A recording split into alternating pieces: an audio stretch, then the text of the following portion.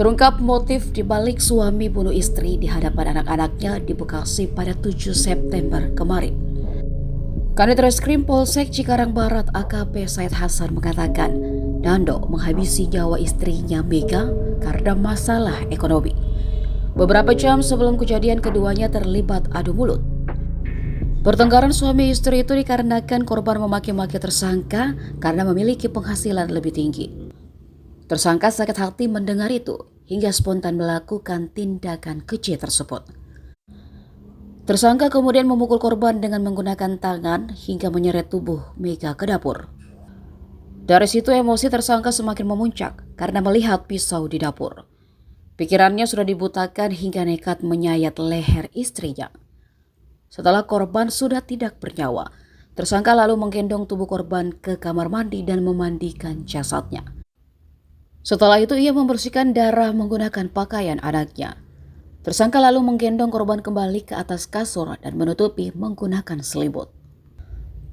Setelah aksi pembunuhan, Nando lantas membawa anaknya untuk dititipkan ke ibu korban. Merasa bingung usai membunuh istri, akhirnya Nando pergi ke rumah orang tuanya dan menceritakan kejadian tersebut. Tersangka lalu bersama kedua orang tuanya pun menyerahkan diri ke kantor polisi. Mandi, lalu pelaku dimandikan mayat tersebut. Kemudian dimandikan, langsung setelah bersih dibawa ke kasur.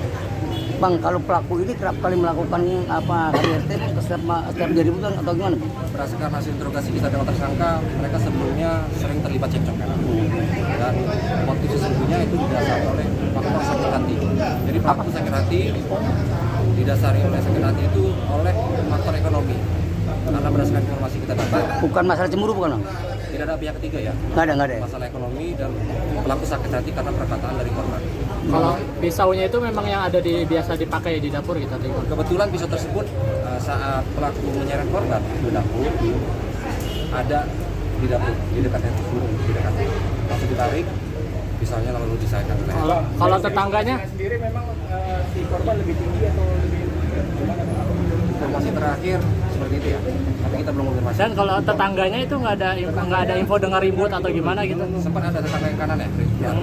Sering berarti itu intensitas berantem sendiri. Kalau seminggu 2-3 kali. Nah, habis kejadian itu suami katanya sempat mencuci dan menjemur pakaian korban itu benar? Betul. Iya, betul. Ya, pakaian dibersihkan, lalu saat itu seketika pelaku membawa kedua orang anaknya ke rumah mertuanya ataupun ibu korban.